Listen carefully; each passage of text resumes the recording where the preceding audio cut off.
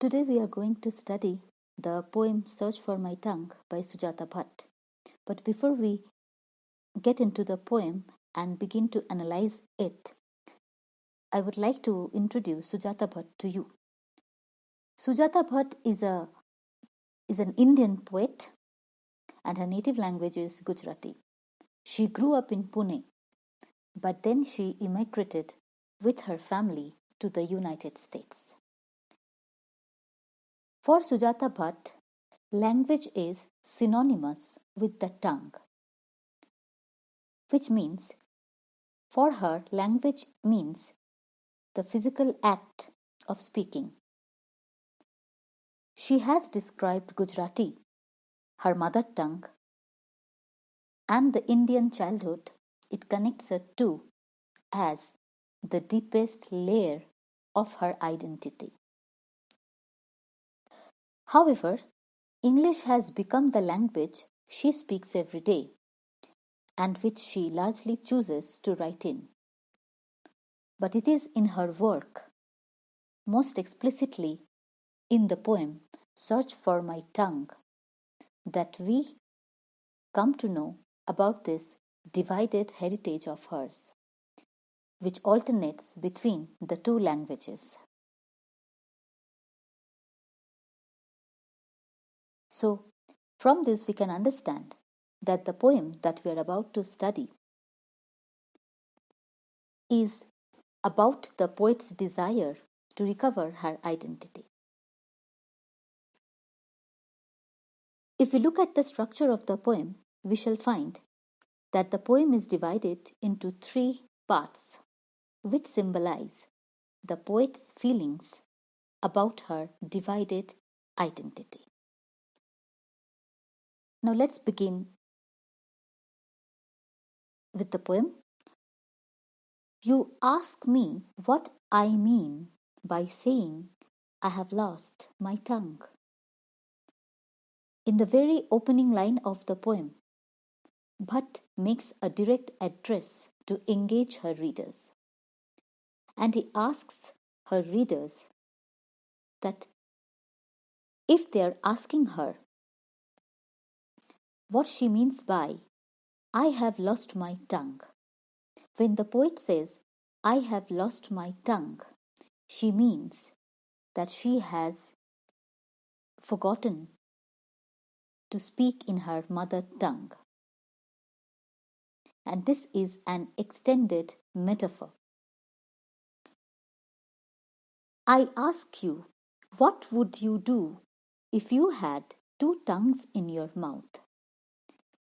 Again, the poet addresses the readers, asking them that what they would do if they were in her place. So what she does is she basically tries to invite the readers to consider her situation, because now, since she lives in a foreign country, she has two tongues in her mouth, meaning she has to speak in two different languages, which stresses the difficulty and the discomfort that the poet goes through while mastering the art of speaking the foreign tongue with the same fluency that she is able to speak in her own mother tongue. Therefore, she is encouraging her readers to understand, to realize the very situation she is in. I ask you, what would you do if you had two tongues in your mouth? So she asks her readers that what they would have done if they were in the position of the poet, and lost the first one, the mother tongue. When the poet uses the words mother tongue, she emphasizes on her identity, because she believes that her mother tongue lends her her own identity. And that's why she says, what would you have done if you had lost your mother tongue and could not really know the other? Here she establishes a close link to her. She tries to establishes, or rather establish a contrast, linking her identity, which is represented by her mother tongue, to something which is alien, which is unknown to her, which is the foreign tongue. So the poet says, if you were in my place and if you had to speak in two different languages with the same fluency, what would be your position or what you would have felt? And in this very situation, when this foreign tongue absolutely appears to be something strange, alien to you, which is the foreign tongue.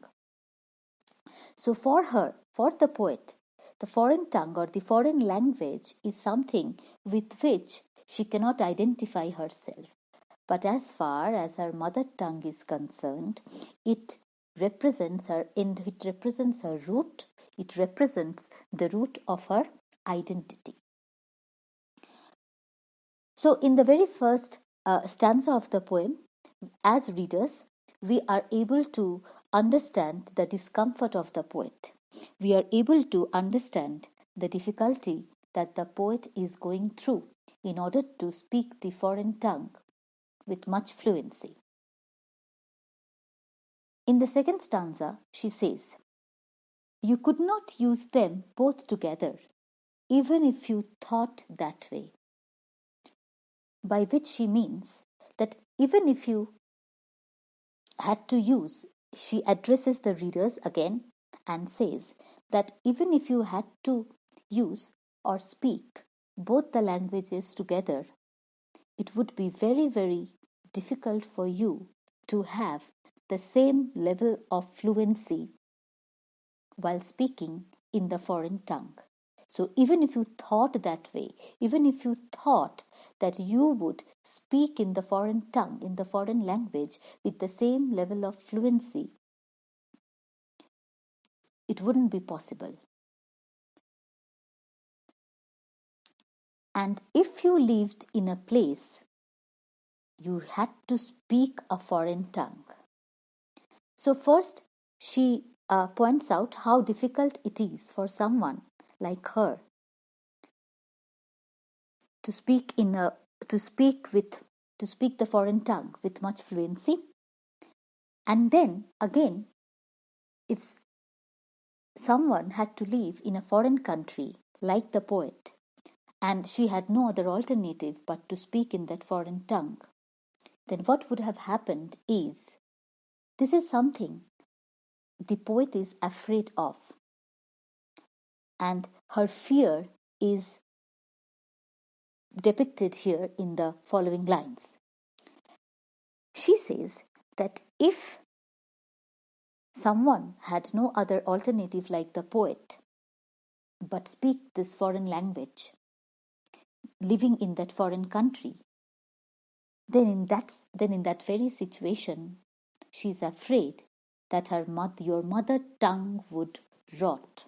Here the poet brings in the imagery of death in order to describe her fear of losing her own mother tongue. And see, so many times she uses these words. She uses these words, would rot, and die in your mouth until you had to spit it out. Until you are able to throw it out of your mouth, what would happen? Your mother tongue would be overpowered by the foreign tongue, because since you are dwelling in the foreign country, then in that case, just like the poet, their mother tongue would have died. And this line explicitly conveys the fear of the poet. She is afraid of losing her own mother tongue. I thought I spit it out, but overnight, while I dream. So the poet says in these two lines, in the two lines of the second stanza, that she thought uh, she has forgotten her mother tongue. Her mother tongue has been overpowered, has been defeated by the foreign tongue or by the foreign language. But then, overnight, she had a dream. And this very dream reflects the poet's struggle. It reflects the poet's fight to hold on to her own identity, which is very, very difficult in this very situation. So she says that I thought my mother tongue has died. I thought it is no longer there with me. I have lost it forever. But overnight I dreamt. And while I dreamt, and in the third stanza you find the 7 lines are written in Gujarati, which is the native language or the mother tongue of the poet Sujata Bhatt, which is her first language. And this very stanza reflects the comeback of her mother tongue. Though in the previous stanza, we find that the poet is afraid and she feels that she has lost her mother tongue. But it is in her dream that she realizes that no, her mother tongue is not dead. And when she incorporates or includes this entire stanza in Gujarati in this very poem, we as readers get very surprised that why has she done it? There must be some reason behind doing this, behind including this entire stanza in her mother tongue. By doing this, what Sujata Bhatt is trying to do is she is deliberately encouraging her readers to experience her situation. Now, we all believe that it is not possible for us to understand the situation the other person is in unless we step into the shoes of that person. Similarly, the kind of difficulty, the kind of problem, the kind of discomfort that she was facing in that foreign land while speaking in a foreign language, she wants her readers to experience the same situation, to undergo the same difficulty, to have the same feeling like her. Because see, now as readers, when we read these lines, see, it's like Mune huto ke akhi jeep akhi bhasha me thuki nakhi che parantu ratre supanna mari bhasha pachi ave che. Are we able to understand a single word of this stanza? Does it appear to be intelligible to us? No, not at all. We are unable to understand each and every word of this very stanza, and this makes us realize what kind of difficulty Bhatt was going through.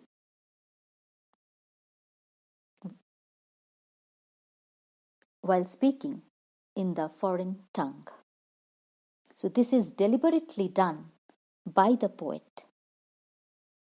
So the first reason as to why she has included this stanza in her native tongue is to encourage her readers to undergo the same situation, to undergo the same difficulty she is in. And secondly, the second reason is that she wants to emphasize the fact that her mother tongue is flooding back. That this is the comeback of her mother tongue, and the foreign tongue has not been able to defeat her mother tongue or to kill her mother tongue. And what she dreamt of that night in her dream was she says that in her dream she saw that her mother tongue, it grows back. A stump of a shoot grows longer, grows moist, grows strong veins. Here it refers to her mother tongue. And in the second stanza, we found that Bhatt brought in the imagery of death. But here in the final stanza, she brings in the floral imagery of life. In the second stanza, she brought in the imagery of death because she was afraid that her mother tongue would die. But now, when she becomes sanguine, when she becomes confirmed, when she's confirmed that her mother tongue is not dead, rather it grows back like a flower. So she brings in this floral imagery of life, which stands in contrast to the imagery of death that she brought in the second stanza of the poem. So when she says, it grows back like a stump of a shoot, it keeps on growing longer, it grows moist, and it grows strong veins. The root seems to be very, very strong. So here she compares her mother tongue to a flower. And she also tries to emphasize that language is our identity. It is our language that gives us our individual identity. It ties the other tongue in knots. This line is very important. It's very significant. When she says that it here refers to the mother tongue of the poet.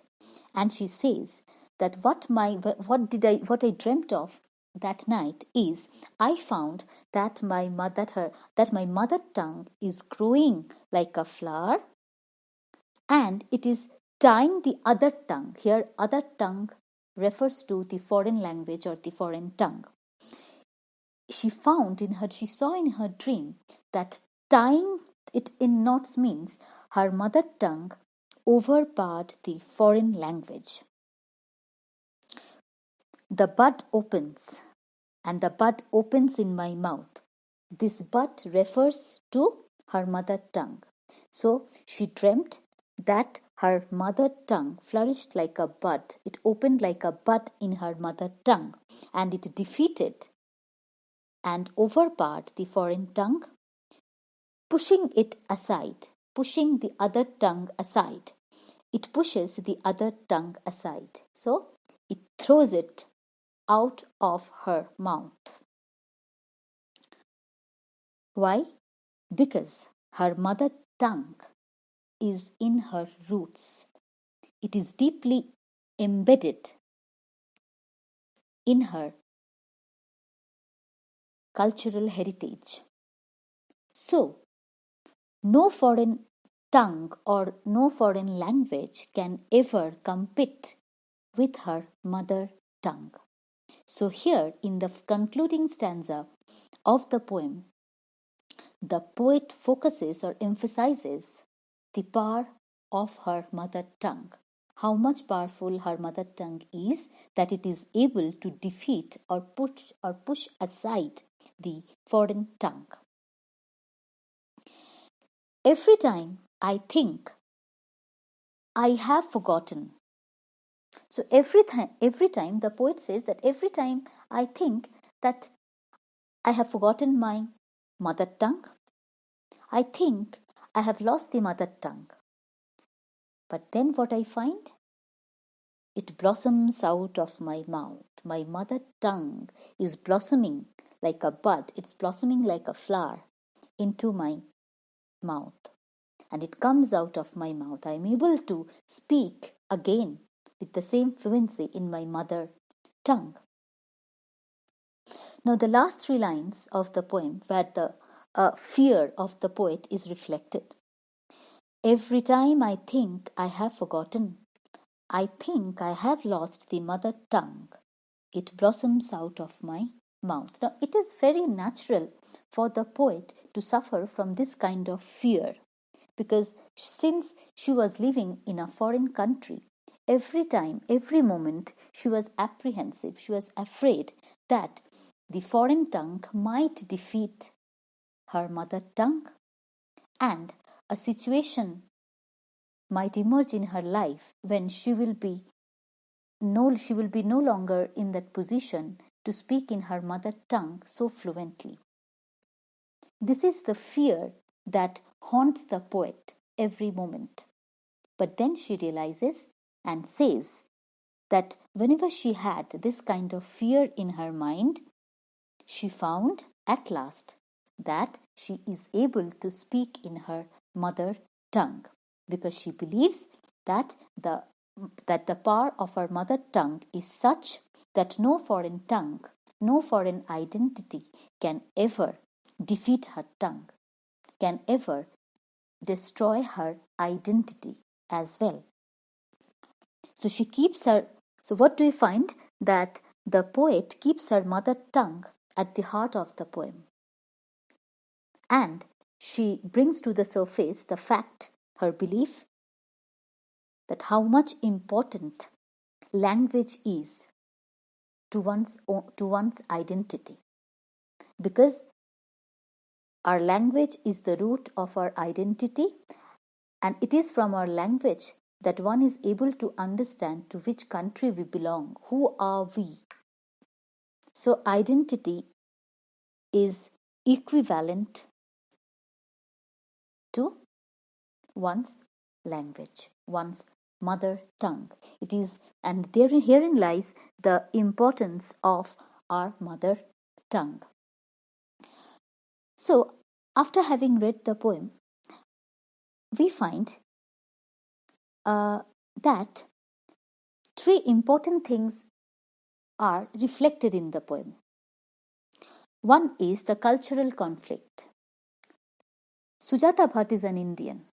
Being an Indian, she was dwelling in the United States. She was dwelling in a foreign country, and that led to this cultural conflict. She was afraid that her culture would come into collision with the culture of that foreign country, and that would make her lose her mother tongue forever. So this is again a very common and modern conflict that is reflected by the poet in the poem. The second important theme that we find is search for identity. If you look at the title, Search for My Tongue, what does it imply? It implies the poet's desire to get back her own identity. It implies the poet's desire to recover her identity. Therefore, throughout the poem, we find that the poet is suffering from this fear of losing her mother tongue, and how much difficulty she was facing to identify herself with the foreign tongue, and she failed to do that because she realized that she could not really know the other. Although she was dwelling in a foreign country, yet this foreign tongue was something alien to her, something with which she could not identify herself, she could not relate to. And that led to her difficulty, her discomfort. So it is through her language, it is through her mother tongue that the poet is trying to look for her identity. To search for my tongue means to search for her own identity, since she was suffering from this divided identity. There is a divided cultural heritage that she came across while dwelling in that foreign land. So this poem also reflects the poet's search for her own individual identity, and she feels that it is only through her mother tongue that she can have her own identity back. She can recover her own identity. Thirdly, or the third theme that we come across in the poem is language and its power. Sujata Bhatt tries to focus on the importance of language. And while she focuses on the importance of language, she focuses on the importance of one's mother tongue or one's own mother language and its power. Because when she says that her mother tongue has successfully pushed the foreign tongue aside, it immediately throws light on the kind of power that one's mother tongue has. And that is why the language, and that's why, we as readers, we are able to understand that how much powerful our mother tongue is, how much powerful our mother tongue is, and that the very fact that it can never be defeated by any foreign tongue, no matter wherever we are, even if we dwell in a foreign country, but still we will always have our mother tongue within us, because it is the root of our identity, and no foreign identity can ever destroy it. So, since Sujata Bhatt was suffering from this crisis of divided identity, while writing this poem, she made it a point that she focuses on the importance of one's mother tongue and its power, and how much our identity is dependent upon our mother tongue. If we look at the rhyme scheme of the poem, we will find that there is no rhyme scheme as such. Sujata Bhatt has written the poem in a very simple, colloquial language, because it is language that she is concerned with in this poem, and therefore she has kept it very simple. And even the tone of the poem is very conversational, because she did not want her readers to be distracted by bombastic words, or by full of symbols and images. And that's why she kept the tone of the poem very, very conversational, so that it makes her successful in conveying her message to her readers very easily. And it is true that when we read the poem, we are able to get to the meaning of the poem very easily. And the credit goes to this Indian poet Sujata Bhatt for conveying her message in such a beautiful as well as simple manner to us.